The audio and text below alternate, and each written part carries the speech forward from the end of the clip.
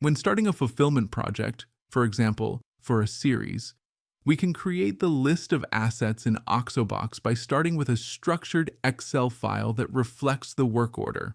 This file includes separate sheets for the series, seasons, and episodes.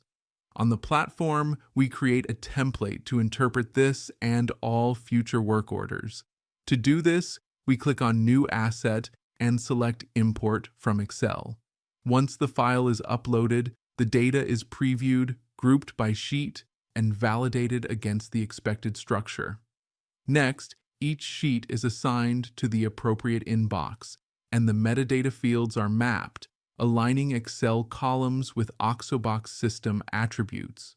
From there, we can define identification and classification rules, specifying how assets will be named, which tags will be used, and how they will be categorized. Finally, the import is confirmed with a summary of the records that will be created or updated. This automated process allows us to efficiently register multiple assets on which deliverables will be based, ready to receive metadata and media files.